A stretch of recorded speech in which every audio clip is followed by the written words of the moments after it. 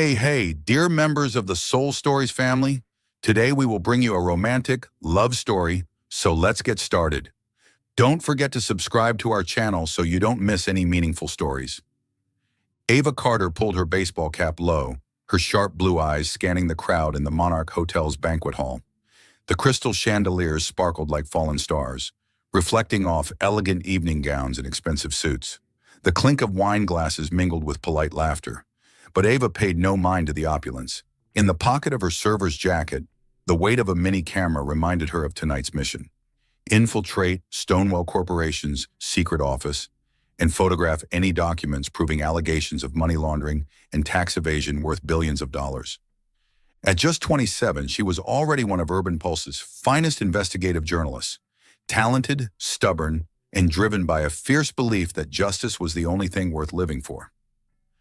Ava had grown up in a rundown house on the outskirts, where her mother drowned in liquor and her father vanished without a word. Those memories forged her into someone who never trusted emotions. Love is a dangerous distraction, she told herself each night, sitting before her computer screen, chasing the secrets of the powerful. But tonight she couldn't deny her heart was beating faster than usual. Stonewall Corporation was no ordinary target. Damian Stonewall, the young CEO behind the conglomerate, was a man admired worldwide for his intellect and generosity. But Ava knew better. Anonymous tips sent to the newsroom had revealed a network of offshore subsidiaries, funneling money through intricate accounts, hiding billions from the authorities. If she found proof, this would be the biggest expose of her career. If she failed, she could lose everything: her career, her reputation, and perhaps her life. Ava adjusted the tray of drinks in her hands, feigning busyness as she passed a group of guests discussing the stock market. She'd studied the hotel's layout for a week, knowing the restricted corridor leading to Stonewall's temporary office was on the 5th floor. Just a few minutes, a few photos, and she'd be gone before anyone noticed. 9:47 p.m. Time to move. Ava weaved through the crowd, her steps light but resolute. She set the tray on an empty table and slipped into the emergency stairwell. No cameras here. A rare oversight by the security team. She climbed to the 5th floor, her breath quickening, the camera in her pocket urging her on. The restricted corridor was silent, lit only by dim neon lights casting a glow on the deep red carpet. The office door was a few meters away, its electronic lock glinting in the dark. Ava pulled out a small lock-breaking device, a gift from an old hacker contact. She plugged it into the lock, her heart pounding as the screen flickered. Come on, she whispered. A beep sounded, and the door clicked open. She slipped inside, closed it behind her, and switched on her phone's flashlight. The room was small but modern, with an ebony desk and a metal filing cabinet. Ava wasted no time. She opened the first drawer, flipping through thick stacks of documents. Most were construction contracts and public financial reports, nothing of value. But in the last drawer, she found a thin folder stamped "Confidential." She opened it, her eyes lighting up at the sight of a list of companies in the Cayman Islands, paired with massive transfer amounts. "This is it," Ava whispered, pulling out her camera. She snapped photos rapidly, trying to keep her hands steady. Each click of the camera felt like a heartbeat, thrilling and nerve-wracking. One clear shot, and she'd have enough to start. But then a sound froze her, heavy footsteps in the corridor.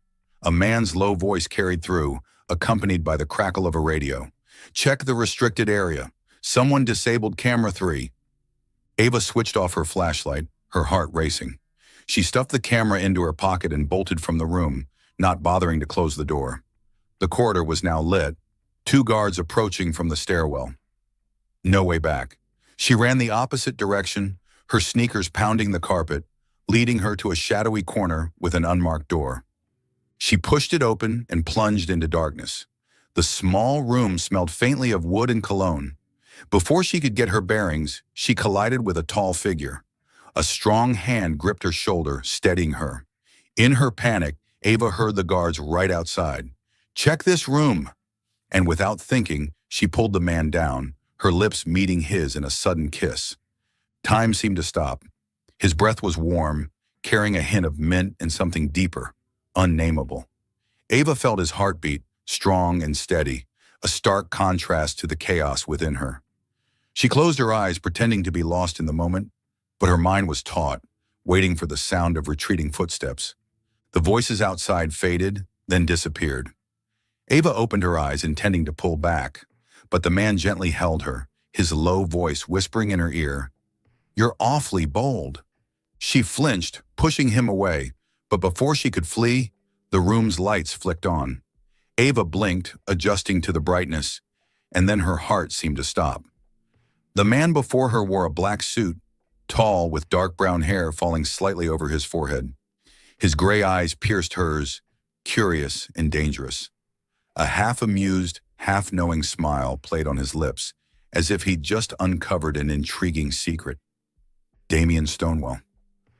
Ava felt the blood drain from her face. She'd studied him for months. His face graced every business magazine, his inspiring speeches and rumors of his ruthlessness. But no research prepared her for his presence. He wasn't just a name, he was a storm, quiet but ready to engulf anyone who stepped into his orbit. "Who are you?" Damien asked, his voice soft but sharp as a blade. He tilted his head, his gaze sweeping over her server's uniform, as if piecing together a puzzle. Ava swallowed hard, her mind racing. I'm just staff. I got lost." She tried to keep her voice steady, but she knew he wasn't easily fooled. Damien stepped closer, closing the distance between them. She caught the scent of his cologne, sandalwood with a hint of spice. "Lost in a dark room and decided to kiss a stranger to find your way?" He smiled, but his eyes remained locked on hers, as if trying to see through her facade. Ava felt her cheeks burn. She wanted to run, but her feet felt rooted. "I'm sorry, it wasn't intentional. I have to go." She stepped back, her hand tightening around the camera in her pocket. Damien didn't stop her. He stood there, arms crossed, his smile lingering. "Be careful," he said as she opened the door. "Not everyone in this hotel is as forgiving as I am." She didn't respond, rushing out, her heart pounding. The corridor was empty now. The guards had moved on.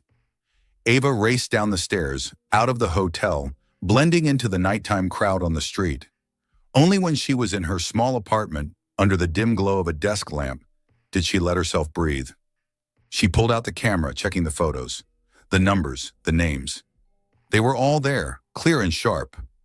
But as she scrolled to the last image, she realized a fatal mistake. In her panic, she'd forgotten to photograph the final page of the document, the one with the transaction's authorizing signature. The most crucial piece, and she'd missed it. Ava cursed, tossing the camera onto the table. She buried her face in her hands, trying to shake the image of Damien Stonewall's eyes. But they lingered, sharp and haunting, as if he'd seen her. Not Ava Carter, the journalist, but Ava, the person beneath. She told herself it wouldn't happen again. Emotions were the enemy of truth, and she wouldn't let a foolish kiss derail her. But as she turned off the light to sleep, she couldn't deny that a small, long-buried part of her was stirring, as if it had brushed against something dangerous and more alive than the truth itself. Ava Carter sat in the small office of Urban Pulse, the glow from her computer screen illuminating her face, highlighting the tense lines of her features. The papers before her were littered with handwritten notes, arrows, and question marks connecting company names in the Cayman Islands to Stonewall Corporation. But they were just fragments, not enough to convict. She had missed the most critical document page at the charity gala, and the cost of that mistake still haunted her. Not only because of the lost lead, but because of the fleeting moment in that dark room when her lips met Damien Stonewall's. She shook her head, trying to banish the memory. "Focus, Ava," she whispered, gripping the pen tightly. Damien Stonewall was no ordinary man. He was her target, a powerful CEO who might be hiding billions in crimes. That kiss was an accident, a moment of panic. But why did his sharp gray eyes keep appearing every time she closed her eyes? She needed a new plan. If she couldn't get the documents directly, she'd have to get closer, dig deeper. And the only way was to face Damien head-on. She opened her laptop, quickly typing an email to Stonewall Corporation's PR team, requesting an exclusive interview with Damien for a feature on next-generation entrepreneurs. She added a few flattering phrases: innovative vision, industry leader, words she knew would please his team. But in her mind, She had only one thought. This was her chance to make up for her mistake. 2 days later, a reply arrived. Damien had agreed. The interview was set for Friday 10 a.m. at Stonewall's headquarters. Ava read the message over and over, feeling both relief and apprehension. She was walking into the lion's den, and this time there was no room for error. Friday 9:55 a.m., Stonewall Corporation's headquarters was a gleaming glass tower rising from the city center, a symbol of power. Ava stood before the main lobby, adjusting her navy blazer and double-checking the recorder in her bag. She'd chosen an outfit that was professional yet understated, not wanting to draw more attention than necessary. But as she stepped through the revolving doors, she couldn't shake the feeling of entering a chess game, with Damien holding the white pieces. She was escorted to the 42nd floor, where Damien's office occupied an entire corner of the building. His assistant, a middle-aged woman named Elena, with sharp eyes, smiled politely as she led Ava inside. "Mr. Stonewall will see you shortly. Would you like anything to drink?" "Water, thank you," Ava replied, keeping her voice steady. She sat on a leather chair in the waiting area, her eyes scanning the space. Floor-to-ceiling windows overlooked the city skyline. Abstract paintings hung sparingly, and a bookshelf held volumes on economics and philosophy. Nothing surprising. Everything exuded control and refinement, just like Damien Stonewall's image. The office door opened, and he stepped out. Ava caught her breath. Damien wore a white dress shirt, sleeves rolled up, no tie, his dark brown hair slightly tousled with intent. He was taller than she remembered, broad-shouldered, with a confident stride, but it was his eyes that threw her, razor sharp, yet holding a flicker of something elusive, as if he could see straight into her soul. "Ms. Carter, I presume?" Damien shook her hand, his grip warm and firm. The smile on his lips was both friendly and enigmatic, as if he knew something she didn't. "Pleasure to meet you. I hear you're one of Urban Pulse's finest." "Yes, thank you for making time," Ava replied, striving to sound even. She pulled out her recorder and set it on the table. "I'd like to focus on your vision for Stonewall Corporation. The construction industry is changing rapidly, and you seem to stay one step ahead."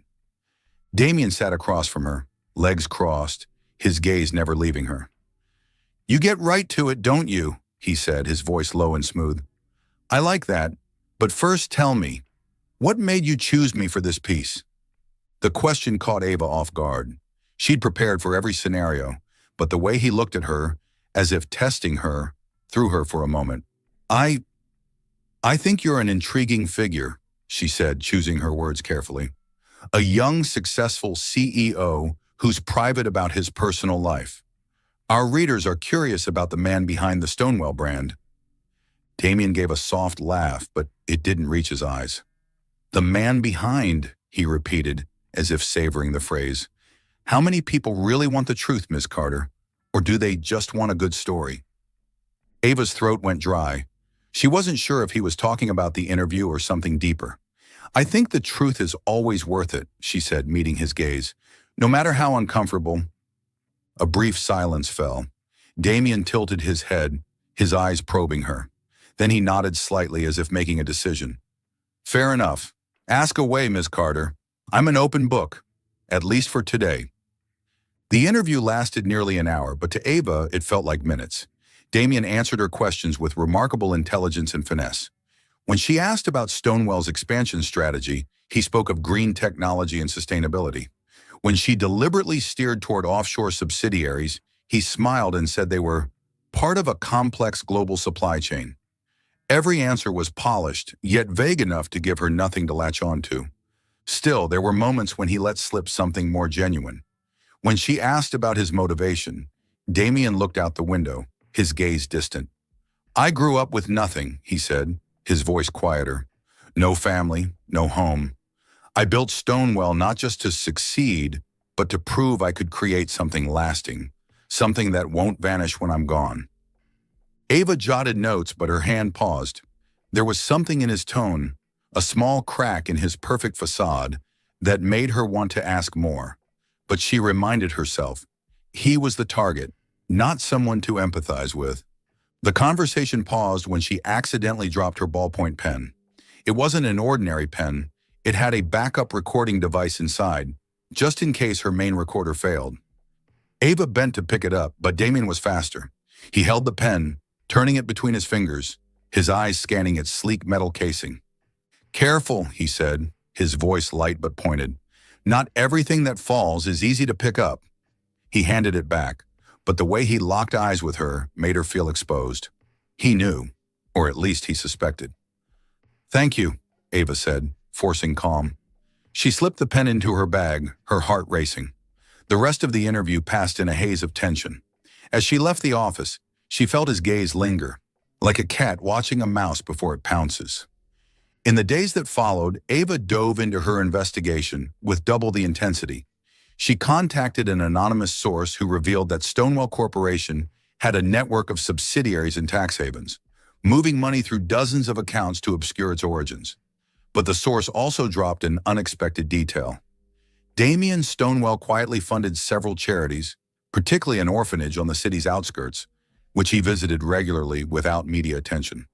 "It doesn't add up," Ava muttered, sitting in her small apartment, surrounded by photos and notes pinned to the walls. Why would someone like Damien, cold, calculating, spend time with orphans? Was it a PR stunt or something deeper? She was sorting her thoughts when her phone rang. An unknown number. She answered, cautious. "Hello." "Ms. Carter, it's Damien Stonewall." His voice came through smoothly, as if he were standing beside her. Ava gripped the phone, her mind racing. "I was reviewing my schedule and saw there's a charity event this weekend at Brighthaven Orphanage. I thought you might want to join, to learn more about Stonewall and about me." Ava bit her lip. Was this a trap or an opportunity? If she declined, she might miss a vital lead. If she accepted, she'd be stepping deeper into his game. "Sounds interesting," she said, forcing enthusiasm. "I'll be there." "Good," Damien replied, and she could picture his smile over the phone. "I'll send a car to pick you up. 10 a.m. Saturday. Don't be late." When the call ended, Ava sank onto the couch, still clutching the phone. She knew she was entering a dangerous game where Damien held all the advantages. But at the same time, a small part of her, the part she tried to bury, was curious. What did he want her to see at the orphanage? And why invite her when he clearly knew she wasn't just any journalist? She glanced at a photo of Damien on her desk, a magazine shot, with his sharp eyes and half-smile. "What game are you playing, Stonewall?" she whispered. But deep down, she knew the real question was, how long could she keep her wits about her in his presence? On Saturday morning, the suburban sky was clear, pale golden sunlight filtering through the trees, casting dappled light on the dirt road leading to Brighthaven Orphanage. Ava sat in the SUV Damien had sent to pick her up, her hands gripping the bag containing her recorder and a small notebook. She told herself this was just a trip to gather clues, to understand the real Damien Stonewall behind the CEO facade. But deep down, she couldn't deny the growing curiosity, like a smoldering ember she didn't dare touch. As the car stopped at the orphanage gate, Ava stepped out, her breath catching at the sight before her. A large white house with a red-tiled roof, surrounded by a playground with swings and slides. Children's laughter echoed, blending with birdsong. It didn't feel like a flashy charity meant to polish someone's image. This place was warm, simple, like a true home. Damien stood in the yard, but not the Damien she'd met in his office or seen on magazine covers. He wore a gray t-shirt and faded jeans, kneeling on one knee to fix a bicycle wheel for a boy about 6 years old.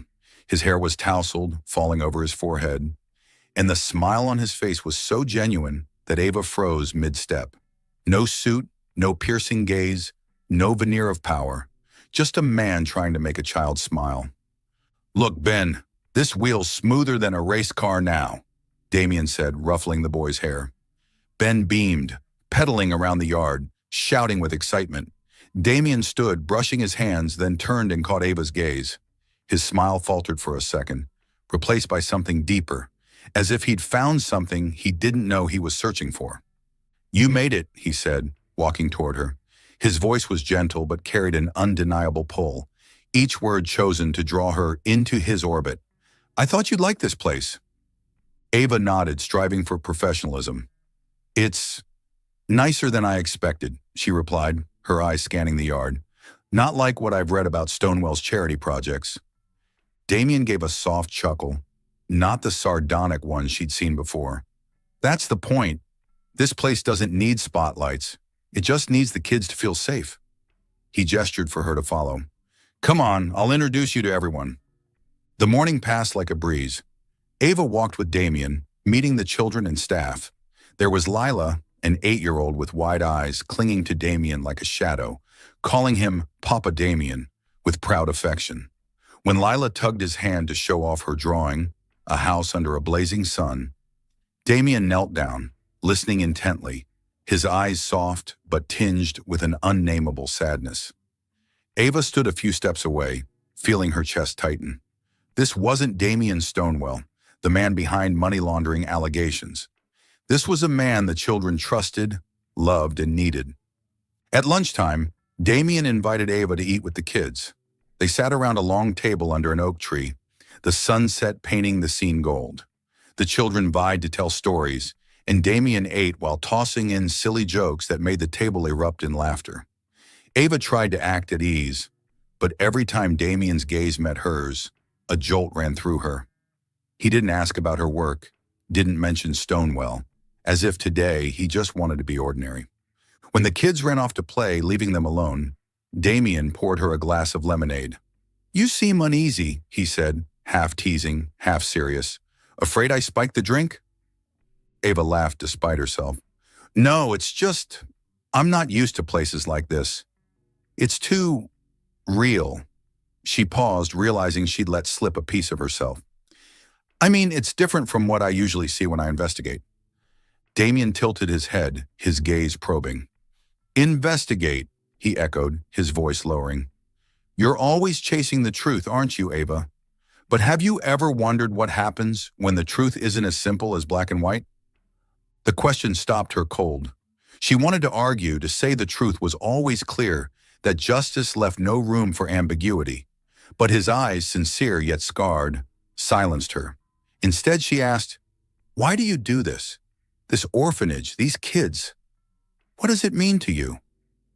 Damien looked toward the children playing in the distance. After a moment, he answered, his voice low and deliberate. "I grew up in a place like this. No family, no one waiting for me. I promised myself, if I ever had the chance, I wouldn't let any kid feel as alone as I did." He turned back to her, his gaze piercing. "That's not a PR story, Ava. That's the truth." His words hit like a blade, not painful, but enough to shake her. She wanted to believe he was the villain, to keep her distance. But the man before her, hands dirty from fixing a bike, with a sad smile when he spoke of his past, wasn't the enemy she'd imagined. In the days that followed, Ava and Damien met more often, not just for work. He invited her to another charity event, where she saw him defend her against a colleague who tried to provoke her with pointed questions.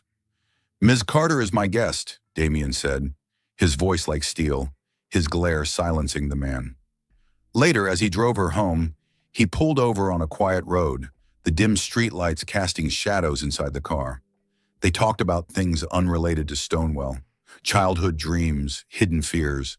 When his hand brushed hers on the seat, Ava's heart raced, as if she stood on the edge of a cliff. But meanwhile, her investigation took a turn. A former Stonewall employee from the finance department contacted her through an anonymous channel.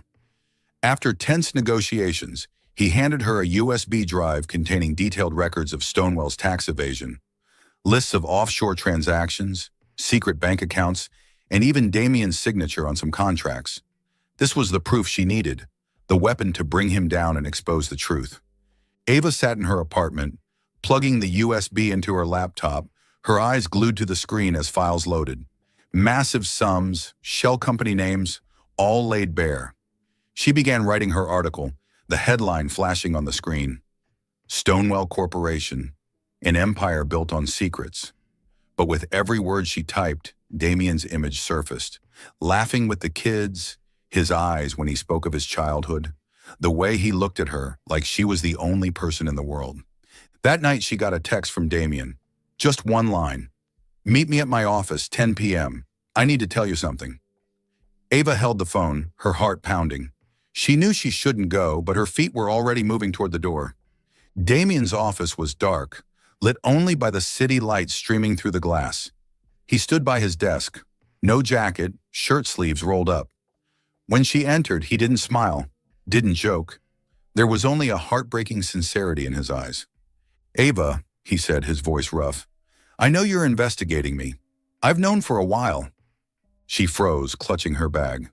You knew."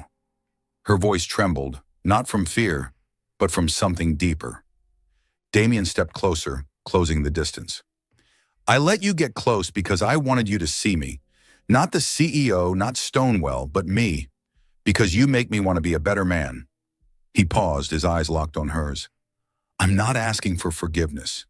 I just want you to know the truth." His confession crashed over her like a wave, shattering her defenses.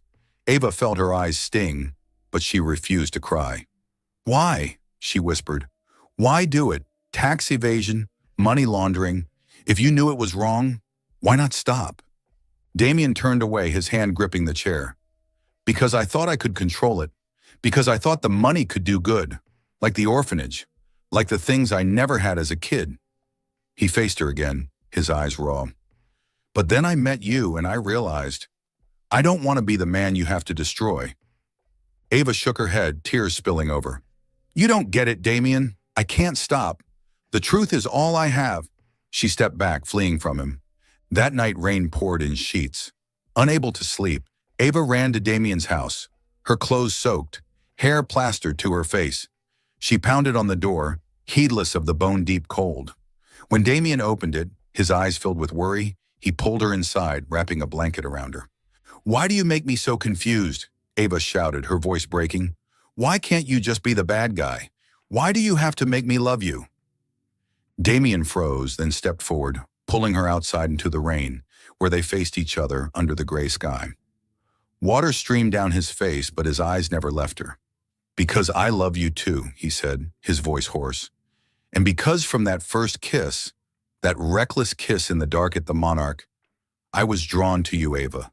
You crashed into me, bold and fearless, and I knew right then you'd change everything. I can't let you go, even knowing you might be the one to ruin me." His confession was a flame, both warm and searing. Ava shook her head, tears mingling with the rain.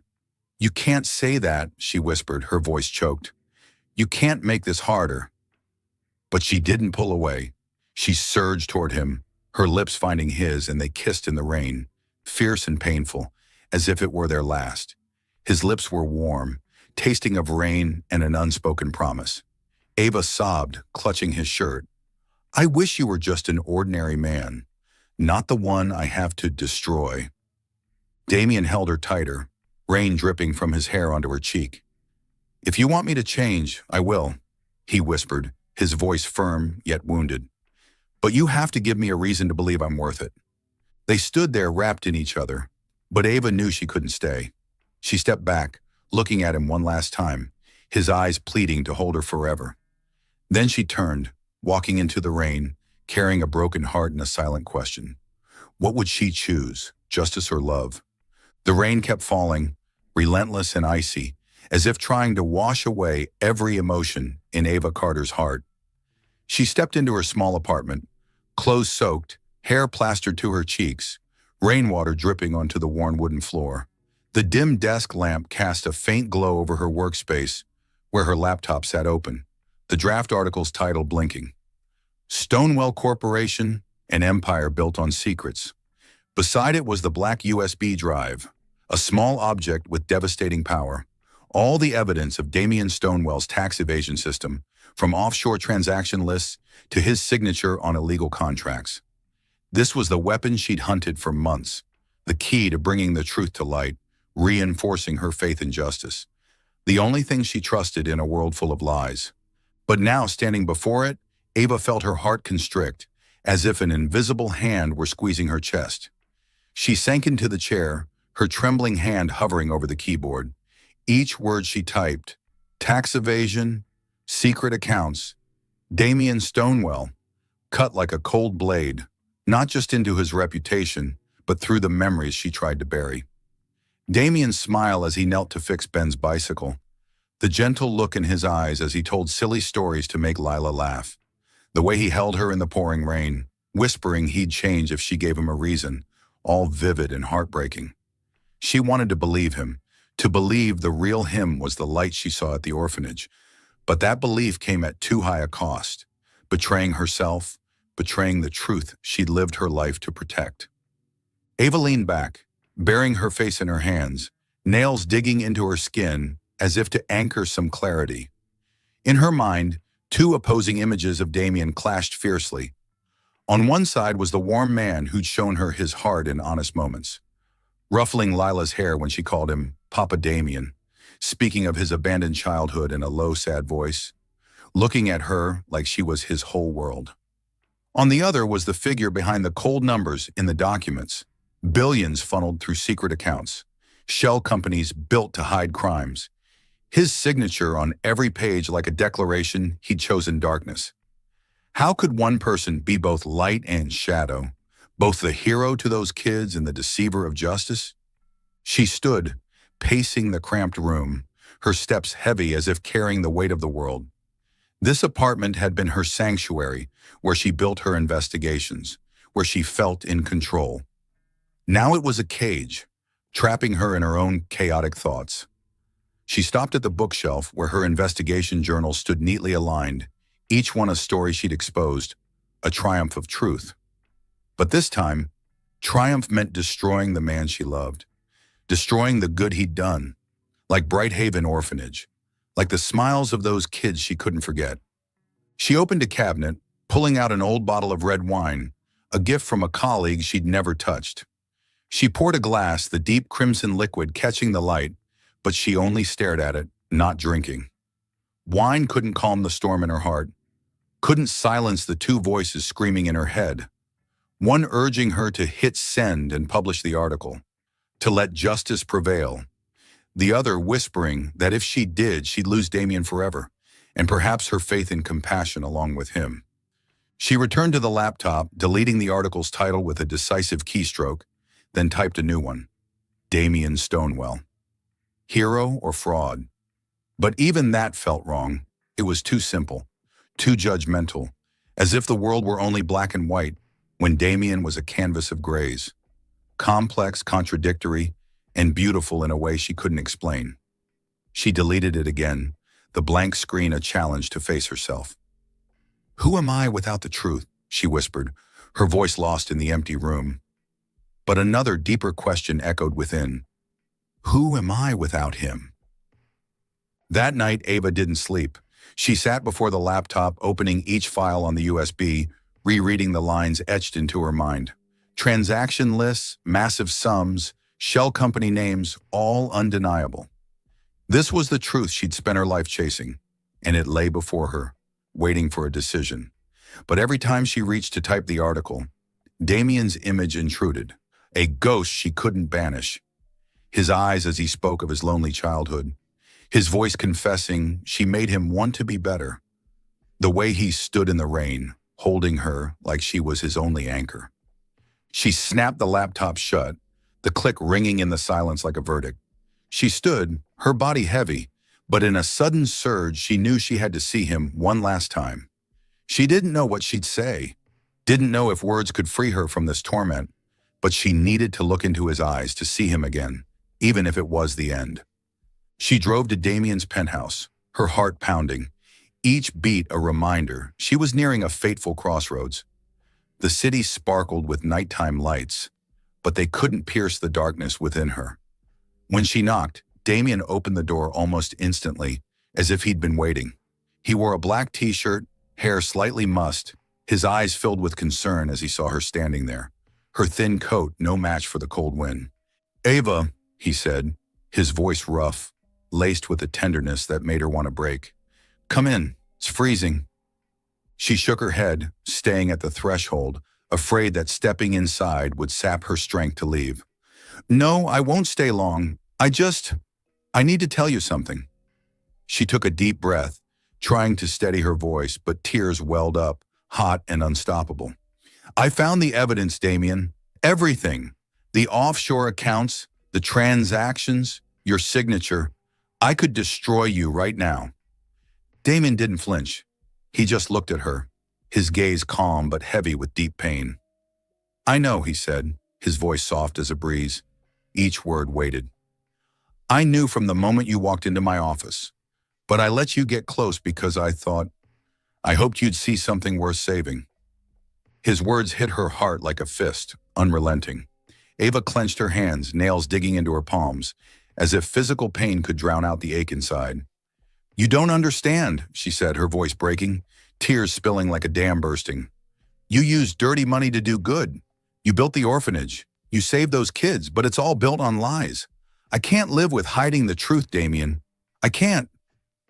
Damien stepped forward but stopped short, as if afraid any move would shatter her completely. "I never wanted you to choose between me and yourself," he said, his voice firm yet wounded, as if he felt her pain as his own. "If the truth is what you need, do what you have to. I won't blame you." She looked at him, tears streaming down her cheeks, blurring his face. "I want to hate you," she whispered, her voice frail like a plea. "I want you to just be the bad guy, so this would be easier. But you made me love you, and I don't know how to stop." Damien closed his eyes as if her words were a knife through him. When he opened them, they shone with a pain she'd never seen, raw and real. "I love you, Ava," he said, his voice hoarse, as if it took everything to say it. "But I won't hold you if it means you lose who you are." She stepped back, shaking her head, tears falling to the floor like tiny raindrops. "Goodbye, Damien." She turned, walking out of the building, not looking back, though each step felt like plunging into an abyss. In her car, she clutched the steering wheel and sobbed, wrenching cries tearing through her chest, echoing in the confined space. She wasn't just leaving him.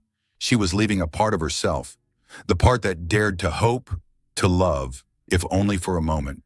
And in that pain, she knew her choice, whatever it was, would change her forever. 2 days later, Ava stood in a small wooden cabin near Brighthaven Orphanage. She'd rented it from an acquaintance, needing a quiet place to think. The fireplace crackled, flames dancing on the wooden walls. On the table lay a stack of papers, all the documents from the USB, printed page by page. Beside them was the unfinished article draft and a white envelope with handwritten words. To Damien. She picked up the documents, her fingers tracing the numbers and signatures. This was the truth she'd devoted her life to finding. One article, one click of send, and Damien Stonewell would fall. Stonewell Corporation would face investigation, and she'd be the journalist famed for bringing light to darkness. But at what cost?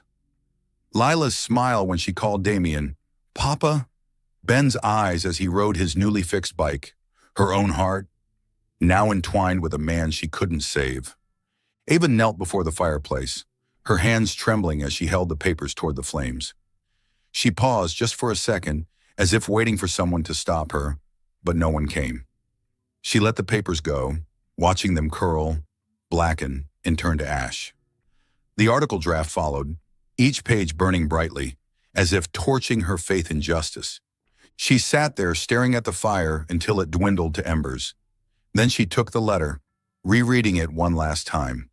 The slanted words written in black ink were all she could say. Damien, I love you, but I can't love someone I don't trust. The truth is my light, and I can't live in darkness, no matter how warm it feels.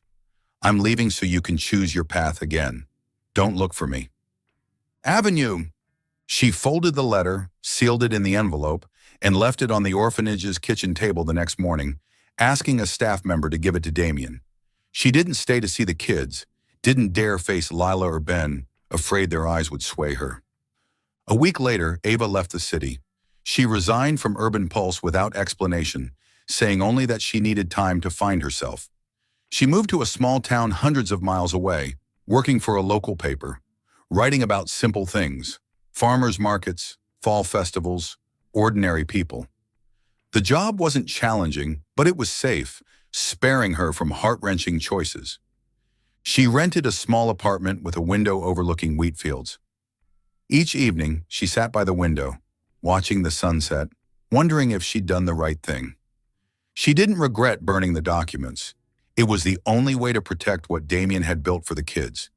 But she regretted loving him, letting him into her heart, where now there was only an unfillable void. Sometimes she opened her phone, scrolling through articles about Stonewall Corporation. No scandals, no investigations. Damien was still CEO, still appearing at charity events, his perfect smile intact. She wondered if he'd read her letter, if he understood why she left. But she didn't call, didn't write, didn't go back. She'd chosen the light, though it was cold and lonely. In his penthouse, Damien held Ava's letter, rereading it until he knew every word by heart. He stood by the window, looking over the city, but saw only her face, her tears in the rain, her voice saying she loved him. The letter was a goodbye, but also a call, a challenge to face himself. He set it down, his hand tightening. "You're right, Ava," he whispered, his voice lost in the dark. "I have to choose my path again." Damien Stonewall stood motionless in his sprawling penthouse, the city lights outside the window casting cold streaks across his face. On the glass table before him, Ava's letter lay quietly, its slanted black ink words etched into his mind, sharp and indelible. 3 weeks had passed since she left, but each day only widened the void in his heart, like a wound left untended, quietly aching and never healing. The city below glittered, a world of power, money, and ambition he once ruled. But it was no longer his world, his true world, the light he hadn't known he needed until it was gone, had left him with a letter and a goodbye. He picked up the letter, his fingers tracing the worn creases from reading it hundreds of times. "I love you, but I can't love someone I don't trust. I'm leaving so you can choose your path again. Don't look for me." The words weren't just a farewell. They were a blade, a challenge, a call to look in the mirror and face who he really was. Ava hadn't just left him. She'd left a question he couldn't escape. Who was he, and who did he want to become? Damien sank onto the sofa, clutching the letter, his nails digging into his palms as if to anchor some clarity amid the storm of emotions. He'd built Stonewall Corporation from nothing, from days sleeping on office floors, eating stale bread to save every penny. He'd turned it into an empire, a symbol of success, but the cost was the secrets he buried in the shadows. Offshore accounts, illegal transactions, shell companies hiding billions. He justified it all, believing the money could do good. Bright Haven Orphanage, Lila's smile when she called him Papa Damien, Ben's glowing eyes as he rode the bike Damien fixed. The homes he built for dozens of kids. He'd thought they were enough to redeem his sins, to balance the moral scales in his heart. But Ava had torn through that facade. She wasn't just an investigative journalist with sharp eyes and a steely heart. She was the one who saw him, not CEO Damien Stonewall, not the man behind cold numbers, but Damien, the real person with scars and hopes. She'd loved him, knowing who he was, and that love hurt most of all. Because she didn't just love him, she believed he could be better, that he could choose light over darkness. But she also left, unable to live with lies, unable to stay with someone she couldn't trust. And that, the truth that he'd hurt the woman he loved most, was the deepest cut. He stood pacing the silent room, his shoes echoing on the marble floor like a countdown. He stopped at the window, gazing at the city where he'd once been king, where every eye turned to him with awe or fear. But now, staring at his reflection in the glass, he saw only a tired man, one who'd built a world but lost himself. He thought of Ava, her eyes as she shouted in the rain, "I want to hate you, but you made me love you," her voice breaking as she said she couldn't live with lies. Her love wasn't an easy gift. It was a burden, a reminder he couldn't keep living with secrets, couldn't let kids like Lila and Ben call him a hero when he knew he was a fraud. Damien returned to the table, his gaze falling on the letter again. He thought of her words from their final night. "You used dirty money to do good, but it's all built on lies." She was right. Every home he built, every smile he brought, was tainted by the money he drew from darkness. He'd thought he could control it, that he could use evil to create good. But Ava showed him that true light couldn't shine from shadows, that the truth, however painful, was the only path to reclaiming himself. He walked to an abstract painting on the wall, bought because it was expensive, because it fit the image of a powerful CEO. He slid it aside, revealing a hidden safe.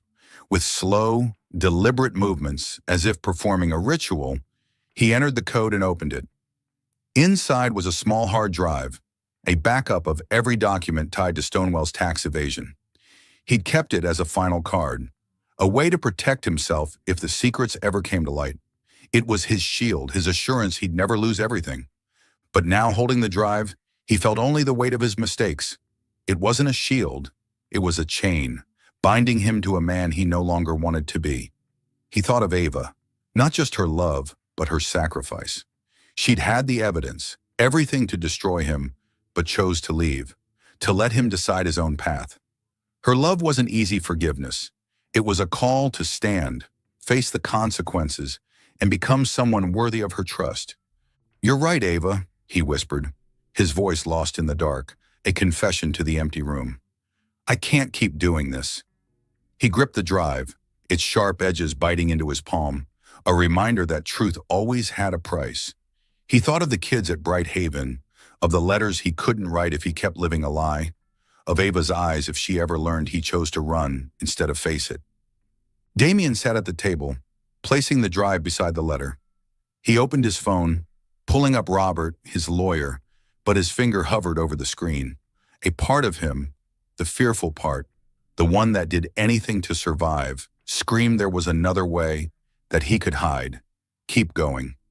But then he looked at the letter, at the words, "So you can choose your path again," and knew there was no turning back. The next morning, Damien called Robert, a middle-aged lawyer who'd been with him since Stonewall's early days. When he said he wanted to turn himself in, Robert nearly dropped his coffee. "Are you insane, Damien? You could lose everything. The company, your reputation, your freedom. We can handle this quietly." But Damien shook his head, his gaze resolute. "No, Robert. I've been running too long. This is the only way I can look in the mirror and not see a liar." He glanced at the letter, picturing Ava somewhere out there, and felt a strange relief. This wasn't surrender, it was liberation. For Ava, for the kids, and for himself, he'd face the darkness to find the light. Within 48 hours, Damien met with representatives from the Securities and Exchange Commission. He handed over the hard drive, provided full details of the offshore accounts, and pledged complete cooperation. He didn't ask for leniency, didn't seek to lessen the blow. His only request, that Bright Haven Orphanage be protected, untouched by his scandal. The news spread like wildfire. Headlines erupted. Stonewall CEO turns himself in over billion-dollar tax evasion.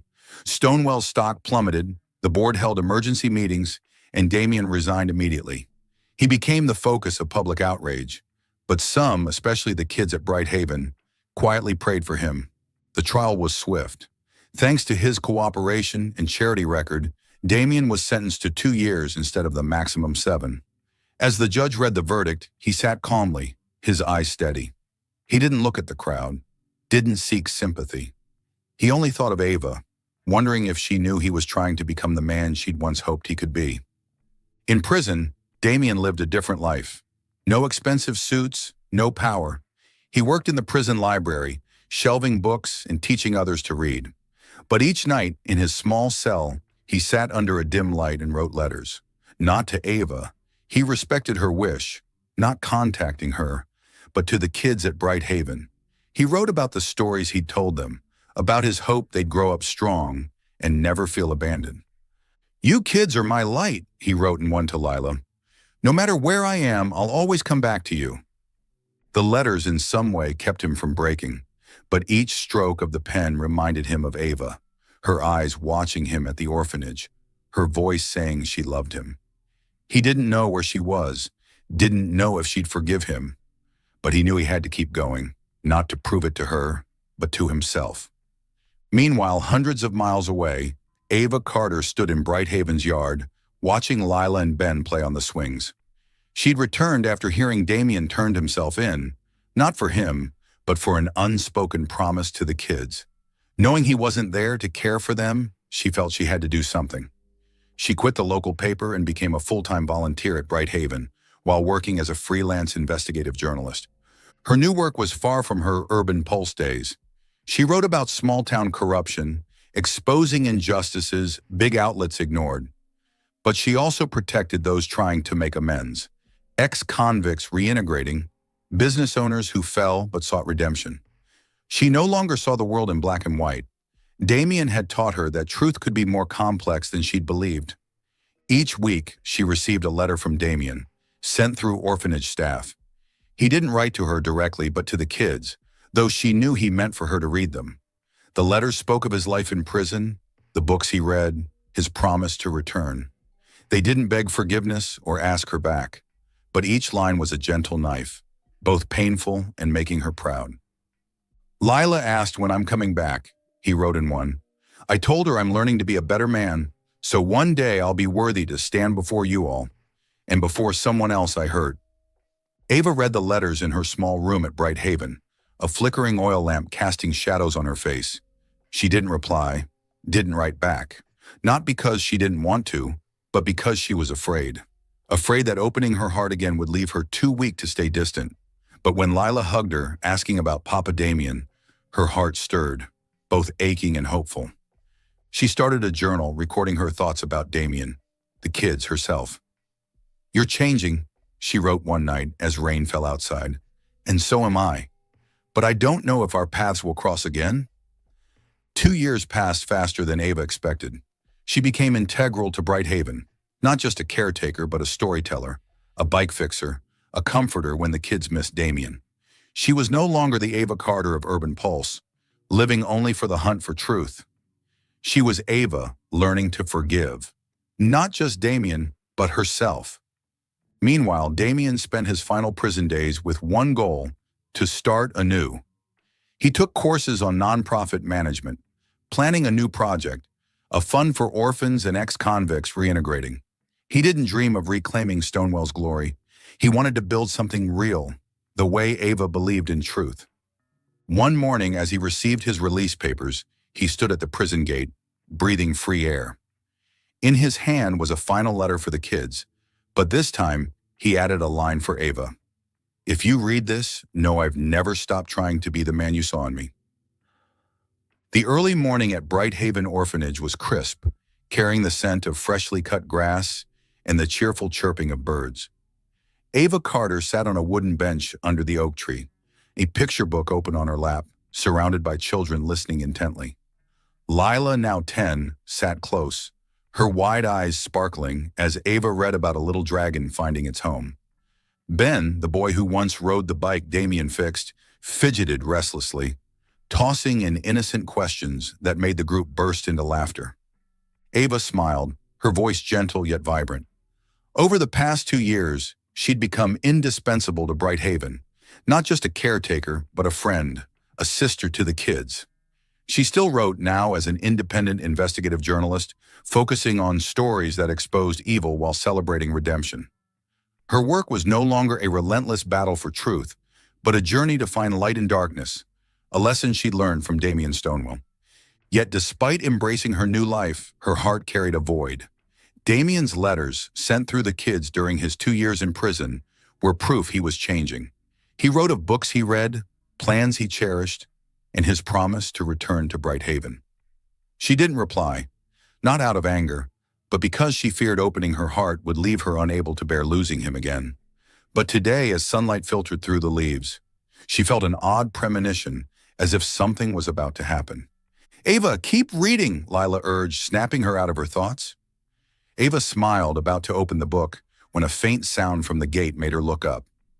A tall figure stepped in, wearing a pale blue shirt and jeans, holding a bouquet of wildflowers, white daisies mixed with reeds, simple yet radiant in the sunlight. Ava's heart skipped a beat as she recognized him. Damien Stonewall. Damien paused at the gate, his eyes searching until they found Ava.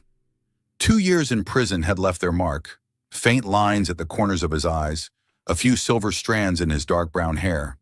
But his gaze remained sharp, holding a fire that never died. He was no longer the powerful CEO atop a throne of success, but a man who'd faced his mistakes and found a new purpose. In his hand, the wildflowers were a reminder of their first meeting at Bright Haven under a sunset, when he was still a mystery and she a skeptical journalist. The kids spotted him first. "Papa Damien!" Lila shouted, leaping from the bench, pulling Ben and the others along. They swarmed him, laughing and chattering, hugging him tightly as if afraid he'd vanish.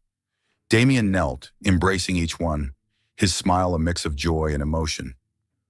"I missed you all so much," he said, his voice rough, ruffling Lila's hair as she babbled about the past 2 years. Ava stood, the book falling to the bench. She wanted to step forward to say something, but her feet felt rooted. Watching him with the kids, her heart pounded so hard she feared it might break. Damien looked up, his eyes meeting hers, and for a moment, the world dissolved. No more children's laughter, no sunlight or birdsong, just him and her, two people who'd walked through darkness to find each other. Damien rose, walking toward her, the flowers still in hand. The kids scattered, sensing this moment wasn't theirs. When he stopped before her, close enough for her to catch the faint sandalwood scent of him, Ava felt her eyes sting. "Ava," he said, his voice low and sincere, "I've learned to hold your hand the right way, not to grip tightly, but to walk together." She laughed, though tears rolled down her cheeks. "You're still a sap, aren't you?"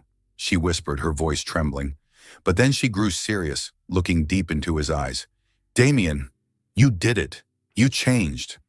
He shook his head, his gaze never leaving her. "No, Ava, you changed me. Your letter, what you gave up, it gave me a reason to stand and face myself." He offered her the flowers, his hand slightly shaking. "I'm not promising you the world, but I promise to spend my life trying to be worthy of you, if you'll give me a chance." Ava took the bouquet, her fingers brushing the soft daisy petals. She thought of the past 2 years, the nights reading his letters by lamplight, the days caring for the kids to keep her promise, the moments she wondered if she could forgive.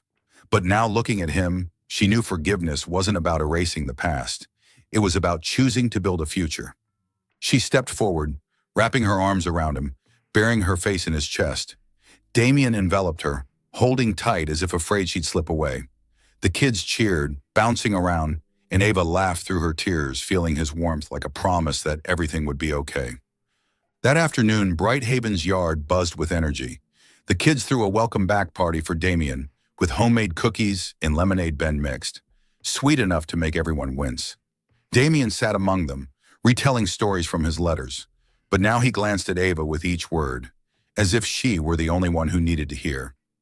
As the sun began to set, Damien stood, pulling Ava to the center of the yard. The kids fell silent, sensing something special. He dropped to one knee, pulling a simple ring from his pocket, not sparkling with diamonds, just a silver band with delicate leaf engravings. "Ava Carter," he said, his voice steady but thick with emotion, "I once promised I'd never let you go. But now I want to ask, will you hold my hand, face every challenge together, not just today, but forever?" Ava covered her mouth, tears falling again. She looked at him, then at the kids holding their breath, Lila clutching Ben's hand with a beaming smile. She didn't love him because he'd become perfect. No one was. She loved him because they'd found light in darkness together, because he'd risen after his mistakes, and because her heart belonged to him. "Yes," she whispered, her voice choked. "I will." The kids erupted, dancing and shouting, as Damien slid the ring onto her finger, stood, and pulled her into an embrace. He kissed her, gentle yet fierce, as if to seal the moment forever. "Thank you," he whispered in her ear, "for believing in me." A month later, Bright Haven hosted Ava and Damien's simple wedding. No five-star hotel, no extravagant gown. Ava wore a plain white dress, her hair loose, while Damien donned a borrowed shirt and blazer. The kids were bridesmaids and groomsmen, scattering wild daisies across the yard, and the staff prepared a feast of home-baked bread and Lila's favorite potato soup. They exchanged vows under the oak tree, where Ava had read stories and Damien had fixed bikes. "I promise to always be honest with you," Damien said, holding her hands. "Not just in love, but in everything I do." Ava smiled, her eyes shining. "And I promise to stand by you, through light or darkness, because we're stronger together. Applause rang out, the kids cheered, and they kissed amid laughter in the sunset. That night, they danced on the grass under twinkling string lights, the kids scampering around. Ava rested her head on Damien's shoulder, feeling his heartbeat, knowing this was her true home. 2 years later, Ava and Damien kept moving forward. Ava continued her journalism, now a respected independent reporter whose articles not only exposed injustice, but inspired change. She published a book, Light in the Shadows, recounting their story without hiding their mistakes. It became a sensation, earning her a prestigious journalism award, though she always said her real reward was the kids' smiles at Bright Haven. Damien, after his release, founded a nonprofit called New Journey, supporting orphans and ex-convicts reintegrating. He worked tirelessly, building community homes and organizing job training, ensuring no one was left behind. His organization grew, attracting donors, but he still spent weekends at Bright Haven, fixing bikes and telling stories. They weren't rich like before, but they were happy. Their small house near Bright Haven echoed with laughter, with Lila and Ben visiting often, naturally calling them Mom and Dad. Ava and Damien still bickered about kitchen arrangements or which article she should write, but always ended with an embrace, knowing their love was forged through trials. One evening, as they sat in Bright Haven's yard, watching the kids play under the moonlight, Damien took Ava's hand, his fingers lacing with her silver ring. "Do you regret it?" he asked softly. Ava leaned into his shoulder, smiling. "Number, because we found each other, not to hide our mistakes, but to grow together." Thank you for following this heartfelt story of Soul Stories channel. Share your thoughts about the story in the comments below. If you believe that true love can withstand all trials and sometimes begins in the simplest of ways, don't forget to hit the like button and share this story with your friends. To never miss out on touching and meaningful stories, subscribe to our channel and help us spread messages of love and warmth to everyone. Let's cherish the beautiful moments of life and love together.